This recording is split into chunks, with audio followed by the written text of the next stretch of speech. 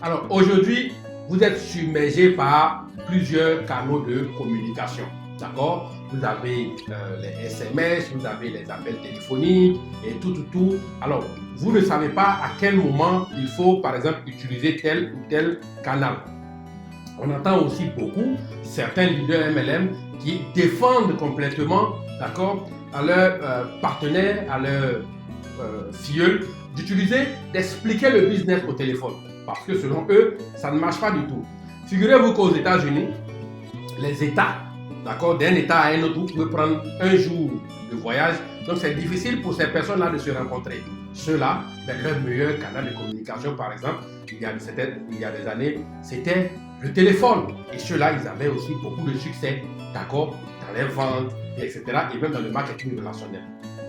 Donc, il ne s'agit pas ici de vous défendre, d'accord, des formes ou des canaux de communication, mais on va vous montrer l'efficacité de ces canaux de communication et aussi comment vous pouvez les utiliser dans le processus, dans votre processus de prospection et dans votre processus de parrainage, d'accord? Alors, le premier niveau de communication, c'est les messages textes. Alors, quand on parle de messages textes, vous voyez tout de suite les SMS, vous voyez aussi les WhatsApp, vous voyez aussi les messages Facebook, messagerie Facebook en privé, toutes ces formes de communication unidirectionnelles. Vous pouvez aussi regarder aussi peut-être les emails, d'accord? Et en quoi est-ce que c'est unidirectionnel? C'est-à-dire que vous envoyez et vous ne savez pas ce qui se passe de l'autre côté. Aussi simple que ça. Donc vous ne savez pas si la personne a reçu, vous ne savez pas si la personne a lu, vous ne savez pas si la personne a ouvert, elle peut choisir ou non de répondre. Donc c'est unidirectionnel. D'accord? Donc c'est le niveau le plus faible. Alors encore une fois, niveau le plus faible ne signifie pas qu'il ne pourra jamais être utilisé. C'est à vous de voir à quel niveau, et on va vous donner des conseils, à quel niveau vous pouvez utiliser tel ou tel canal de communication. Après, le message texte, vous avez les sites internet ou les vidéos de présentation. Qu'est-ce que ça signifie? Par exemple, vous êtes en train de discuter avec un ami, tout se passe bien et il dit paf, je veux en savoir plus. Et là, ce que la plupart des gens font très vite, c'est de lui balancer une vidéo de présentation de la compagnie ou une vidéo qui explique le plan marketing ou bien le lien pour aller directement vers le site internet de la compagnie. Alors ça, c'est pas évident parce que encore une fois, vous avez déjà deviné, c'est unidirectionnel. La personne a lu, vous ne savez pas, la personne a pu visiter. Est-ce qu'elle a compris ce qu'elle a lu sur le site internet comme vous vouliez qu'il comprenne?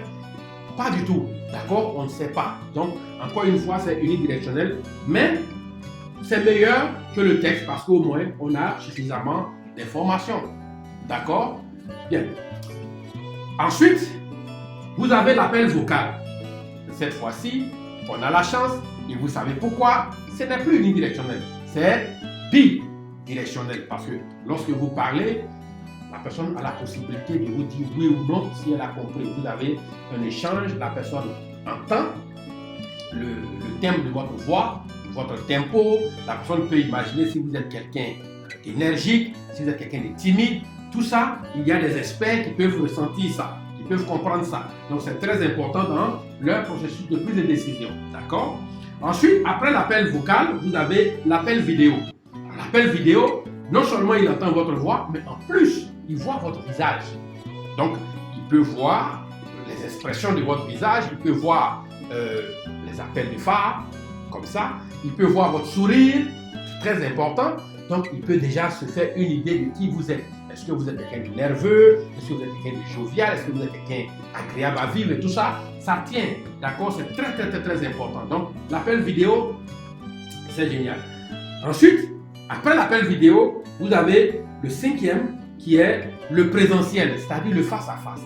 Ici, non seulement il entend votre voix, génial, hein? En plus, écoute, il vous voit, comme dans la vidéo, et puis là, il a l'occasion de vous saluer, d'accord, de vous serrer la main. Et croyez-le ou non, il y a certaines personnes qui peuvent sentir simplement, rien que de façon psychologique ou de façon inconsciente, ils peuvent percevoir, rien qu'en serrant la main de quelqu'un, si c'est quelqu'un qui est timide, si c'est quelqu'un qui est énergique, si c'est quelqu'un qui est sûr de lui, etc.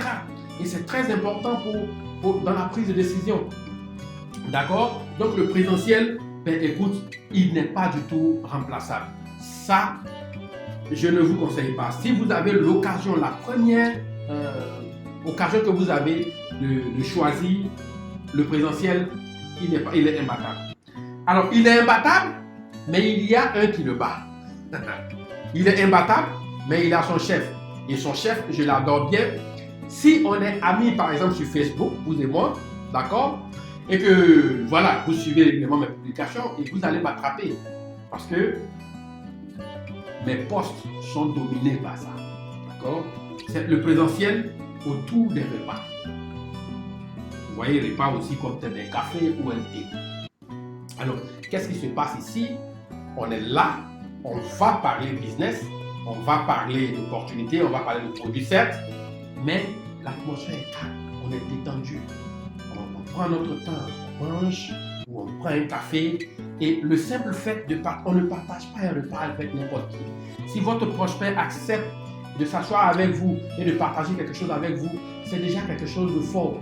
Alors, ce que vous devez comprendre au travers de tout ça, c'est que lorsque vous présentez votre affaire, lorsque vous êtes en train de faire une suite, une procédure de prospection, il y a un élément qui est très important, très, très important, et que vous ne devez pas perdre de vue, c'est la connexion.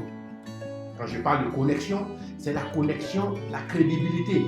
La personne doit croire, la personne doit vous faire confiance, la personne doit pouvoir se reconnaître en vous. Et là, présentiel autour d'un repas, c'est là où on vous voit manger, on vous voit marcher, on vous voit boire de l'eau. Ça ne signifie rien du tout, mais c'est énorme. Si vous prenez la plupart des grands businessmen, d'accord, vous allez voir qu'ils aiment discuter autour d'un repas. Ils aiment discuter, on prend un déjeuner, ils appellent ça d'ailleurs déjeuner d'affaires. Ils prennent un déjeuner, d'accord, ou bien ils prennent un petit déjeuner, rien que pour prendre un petit café ensemble. Et si vous voulez aller beaucoup plus loin, ce qui n'est pas forcément accessible à tout le monde, mais allez jouer au golf ensemble. D'accord, pour l'instant, mettez golf dans ça, parce que là, vous avez tout votre temps.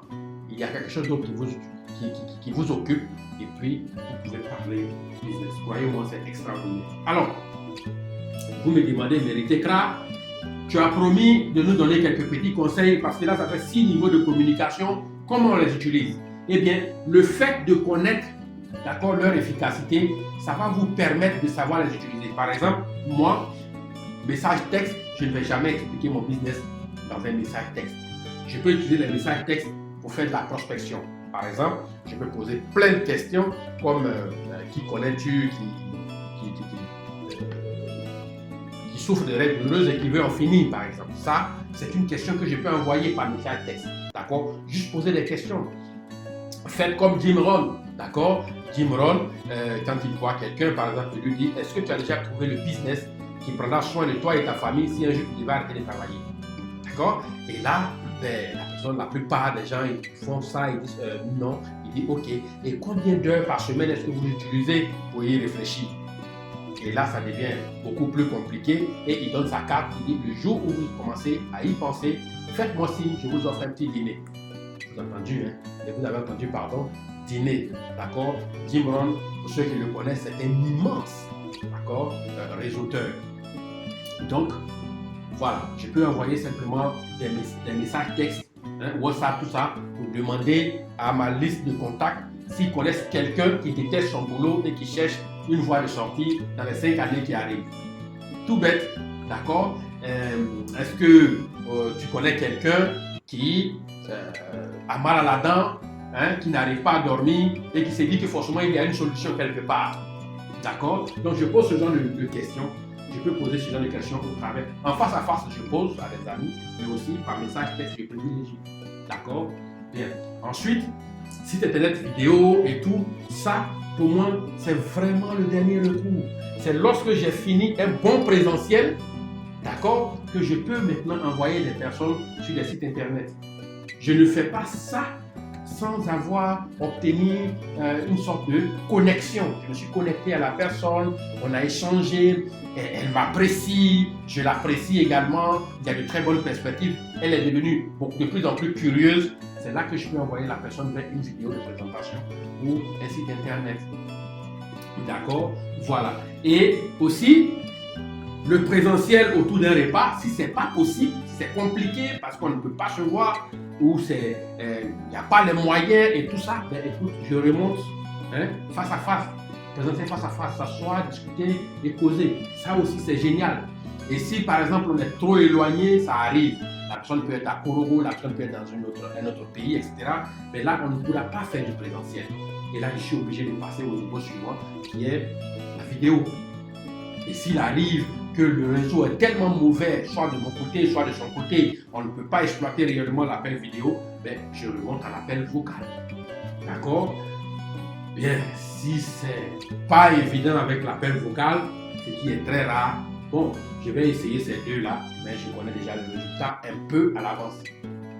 Bien entendu, ça aussi, certaines personnes, par exemple, qui préfèrent les messages, la messagerie, ben, ils vont aller travailler sur cette compétence pour aller voir comment récupérer l'essentiel qu'il faut dire dans un message pour pouvoir obtenir des résultats. D'accord? Mais de façon très basique, voici les 6 niveaux de communication et comment vous pouvez les utiliser dans votre processus de prospection. D'accord? De prospection avec vos partenaires et même avec vos prospects. Alors, c'est fini pour les 6 niveaux de communication et puis on se retrouve dans la vidéo prochaine, dans la formation prochaine.